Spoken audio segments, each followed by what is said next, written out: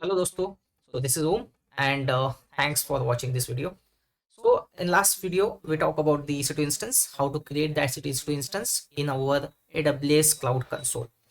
In today's video we will talk about few Linux simple commands, as well as we talk about the what exactly the Linux. So Linux is nothing but a open source operating system that is used to communicate with my WebLogic servers, web servers, database servers, and I need to communicate it over my cloud computing clouds. So I can use this operating system like we are using the Mac OS, Windows to communicate within our laptops and all the stuffs in our systems.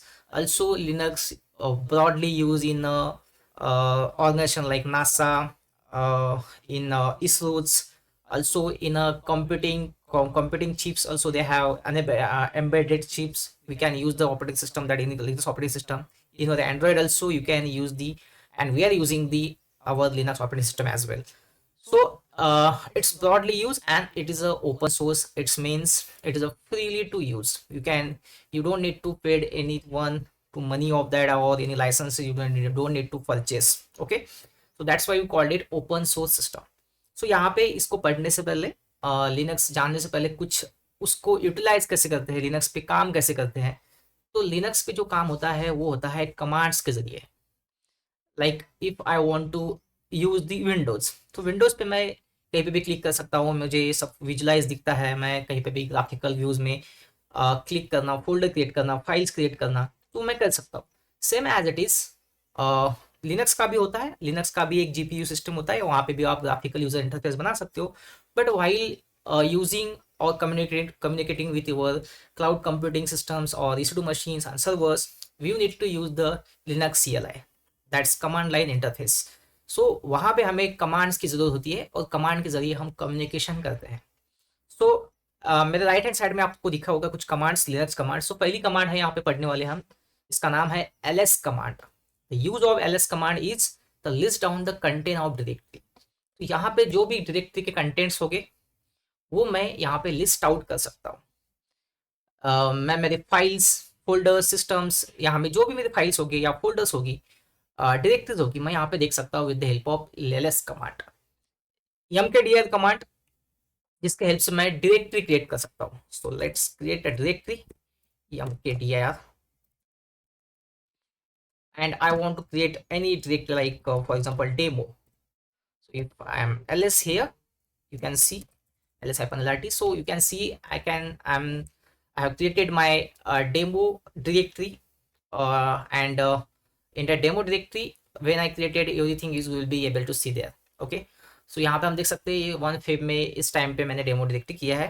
तो ये exactly time होता है तुम्हारे server time.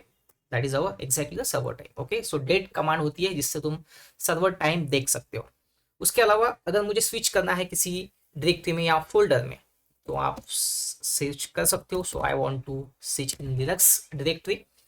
तो यहाँ पे और एक चीज़ है, विंडोज़ में हम फोल्डर बोलते हैं, तो यहाँ पे लिनक्स में हम डायरेक्टरीज उसको प्रोनाउंस करते हैं. तो डायरेक्टरीज में अगर मुझे स्विच करना है तो एक होता है cd command. If you see in my right side, तो वहाँ पे cd कमांड है, change directory command. With the help of that command we can switch to into any directory whatever we want. Okay, तो हमें syntax होता है cd and उस directory का नाम देना है हमें, और उससे हम क्या हो गए यहाँ पे एंटर कर चुके हैं उस पर्टिकुलर डायरेक्टरी में. अब यहाँ पे मैं इसको फिर से ls-lrt करता हूँ या फिर ls करता हूँ, तो मुझे ये सारी मेरी फाइल्स यहाँ पे बनी हुई है. यहाँ पे मैं क्विकली एक फोल्डर भी बना देता हूँ जो कि मैं बनाऊँगा मेरे नाम से सिस्टम. तो ये मेरी फोल्डर भी यहाँ पे बन चुकी है.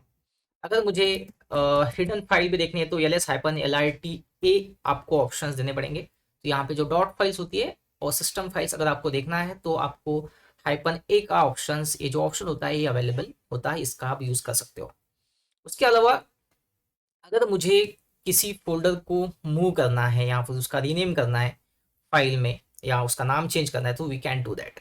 जैसे फॉर एग्जांपल मेरे यहाँ पे फाइल 1 और 2 है. तो मैं मेरी फाइल 1 जो भी है उसको मुझे बनाना है, मूव करना है बस file dot T X T. Okay, so emv command होती है जिससे हम क्या कर सकते हैं, रीनेम कर सकते हैं file name. Okay, so you can rename the file name as well as you can move the file from other directory. Okay, in another directory also you can move that file. जैसे for example मुझे अगर move करना है तो आपको उसके पहले उसका लोकेशन देना पड़ेगा, जो भी लोकेशन होगा उसका। तो मेरे file dot T X T इसका जो लोकेशन है इसको मुझे भेजना है सिस्टम डॉट सिस्टम में, समझो not system in we can see that. Let me check first my location. Okay, and if I use that mv file dot txt, I copy that location as well, this location, and in this location I have the demo file, right?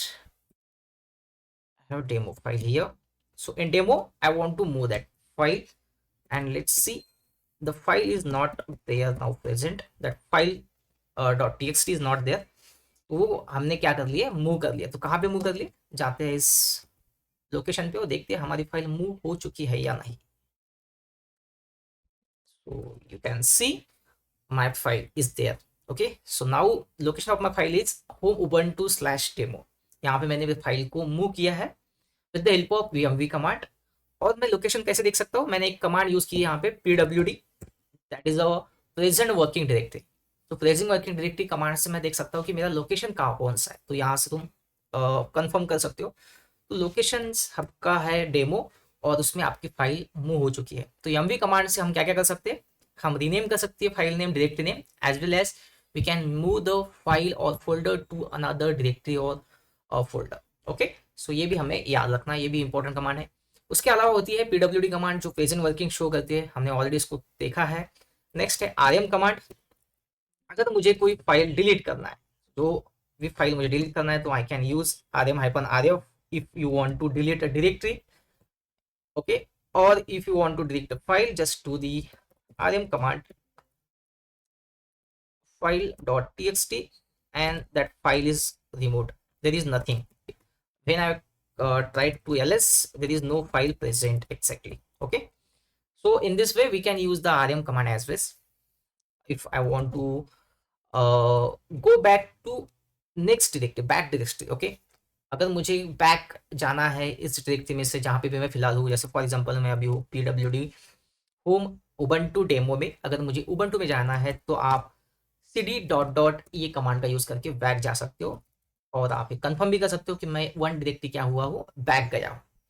अब यहाँ पे मेरे content of directories है या list है मेरी यहाँ पे। अगर मुझे डायरेक्टरी को, कोई फोल्डर को डिलीट करना है तो मैं इस तरह से डेमो rm-rf डेमो करके मैं यूज कर सकता हूँ, डिलीट कर सकता हूँ। तो यहाँ पे हमने सीखा, अगर आपको फाइल डिलीट करना हो तो सिंपली आप rm कमांड यूज कर सकते हो। अगर आपको डायरेक्टरी या फोल्डर डिलीट करना हो तो rm-rf ये कमांड आपको यूज करनी पड़ेंगे। नेक्स्ट कमांड है who am I से मेरा यूजर नेम दिखाई देता है। यूजर नेम मेरा क्या है, तो उबंटू फिलहाल मेरा यूजर नेम है। ओके, अगर मैं यहाँ पे डालता हूँ होस्ट नेम होस्ट नेम मेरा आईपी एड्रेस दिखाएगा, जो कि ये वाला मेरा आईपी एड्रेस है, जो मेरा प्राइवेट आईपी एड्रेस होता है मेरे EC2 इंस्टेंस का। तो इस तरह से हम लोग who am I से उबंटू देख सकते हैं और जो भी तुम्हारा यूजर नेम है वो आप देख सकते हो, जो कि हमने जब EC2 इंस्टेंस क्रिएट करते तो वहाँ पे हमने यूजर नेम दिया था उबंटू करके। और आपको होस्ट नेम देखना है, आपका आईपी देखना है, तो आप उसके जरिए होस्ट नेम ये कमांड के जरिए आपका आईपी भी देख सकते हो। ओके, उसके बाद है, अगर मुझे पूरी स्क्रीन क्लियर करनी है तो just hit the clear command and सारी स्क्रीन जो होगी आपकी वो क्लियर हो जाएगी। तो क्लियर कमांड होती है which is use to clean the screen, like screen you can clear with the help of that command. उसके अलावा हिस्ट्री कमांड भी होती है, जहाँ पे आपको दिखाई देगा कि कौन कौन सी प्रीवियसली हमने कमांड्स को चलाया है। तो हिस्ट्री कमांड से आपको ये सारी चीज़ दिखाई पड़ती है। तो इतनी सारी कमांड हमने सीखी है आज की वीडियोज़ में। Hope you liked this video, and if you like video, please like and comment on this video. Thank you very much. Have a good day. Bye bye.